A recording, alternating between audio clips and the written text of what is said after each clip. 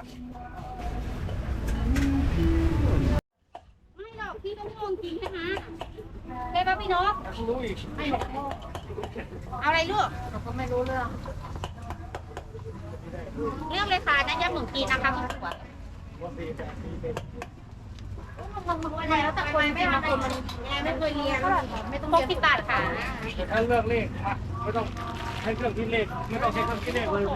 ไม่เรื่องเลขก็ไม่ต้องก็ได้ที่ช่วยเหลือเองนะขอบคุณลูกขอบคุณนะคะรถเรือมันจะล่มแล้วน่ะของมันแพงหมดแล้วอ่ะเรือมันน่ะจะล่มแล้วโอ้ยจุกมดจุกมากเลยอ่ะจุกในไส้อ่ะโอ้ยก็ได้ไงเบิร์ดแล้วตัดออกใส่3 เตาอ๋อแล้วก็เตาเดียวโอ้ยคนมาจุกเลยเมื่อกี้ใส่เตาเดียวนะเอาเลยเตานั้นอ่ะรู้ไหมหนูจุกไปถึงไหนอะเจ๊กระโดดเลยนะเมื่อกี้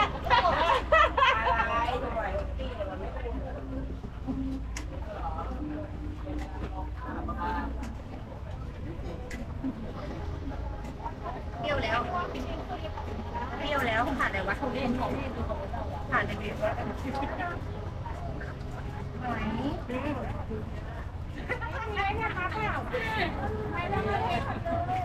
พี่ตานั่งทำMVเหรอพี่ไม่อยากออกกล้องนะครับเป็นกองถ่ายก็กลายเป็นเต็มเลยค่ะถามเขาหน่อยว่าเขาอยากถ่ายเองไหมแม่เจ็บมากเลยทำเนี้ยเจ็บอ่ะกินอะไรวันนี้แม่กินรังแตงมาลูกไม่เขาพูดถูกใจเขาถามว่าเจ๊จะกินอะไรซื้อใบบัวบกมาให้พี่พอดีช้ำในถูกต้อง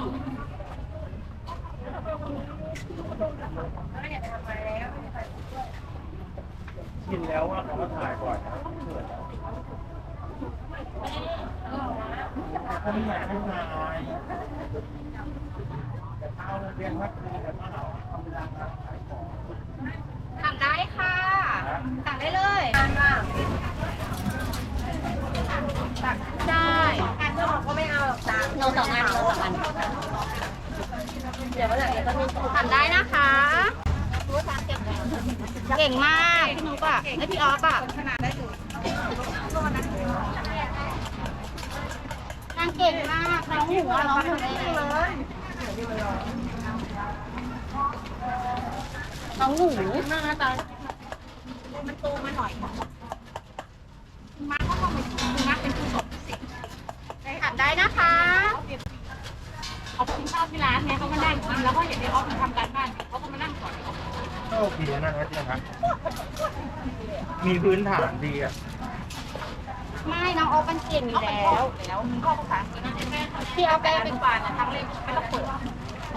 อ่านแล้วน้องชายหนูบอกว่าแต่ก่อนอ่ะชอบภาษาอังกฤษมากเลยนะเดี๋ยวนี้เลิกปวดหัวกับมันแล้วศัพท์มันเยอะเกินไม่นางบ่นนะนางบอกว่านางชอบภาษาอังกฤษ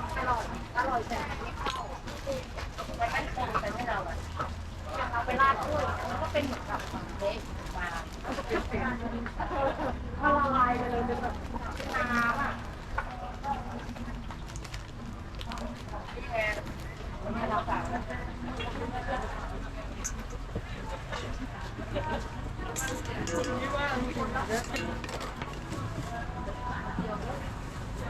เดี๋ยวน้ำดูอยากลดแผลไหม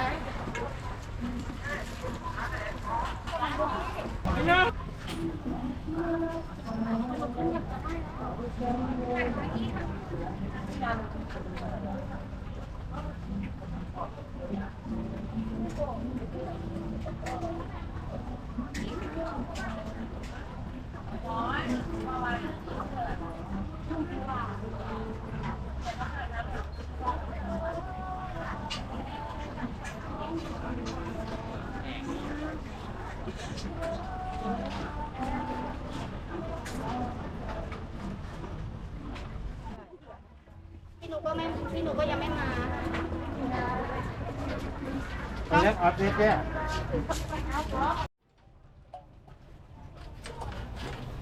วันนี้แพ็คคู่ได้ยังไง ยุดงานเหรอ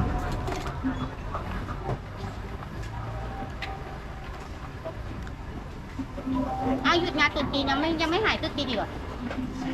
กับตุ๊กจีนก็เลย อ๋อ จะหยุดหลายวัน ไก่กุ้งเนาะคนทำไม่นี่มันไม่สงสารกันเลยนะ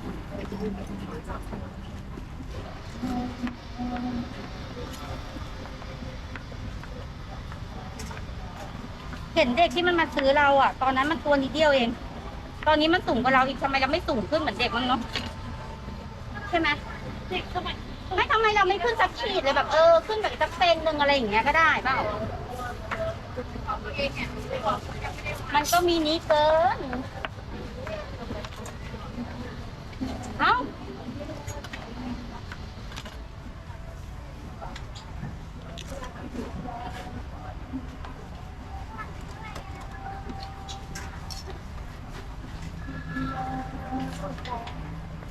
ทำได้นะคะ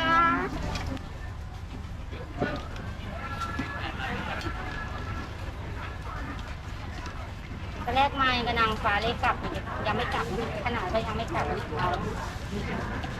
นางฟ้าตกที่ดิน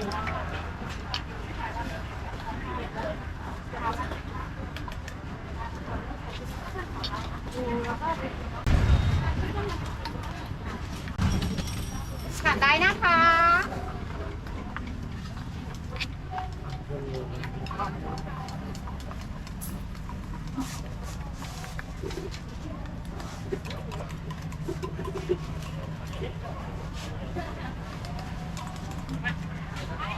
เ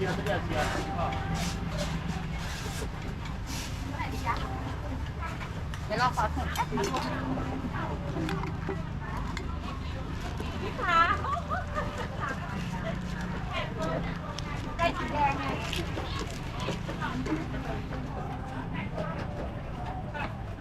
ยังไหมคะไป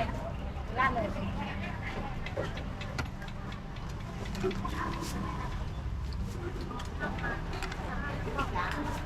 เนี้ยอย่างเดียวเหรอ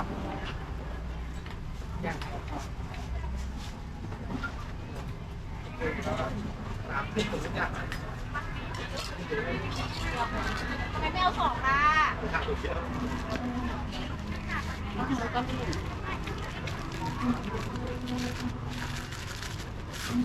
ทำได้ค่ะยังต้มยำมีนะคะ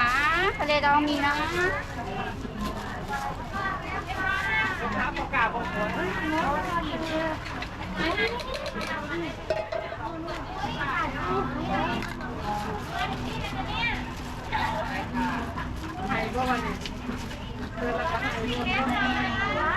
ทำได้ค่ะสั่งลงกันได้นะแล้วประกันความสดนะคะ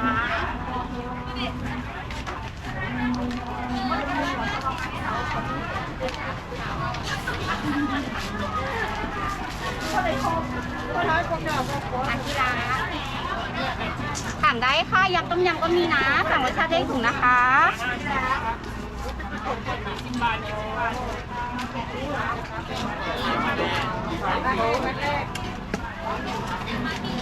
2 3 4 ขอ440ค่ะขอบคุณนะ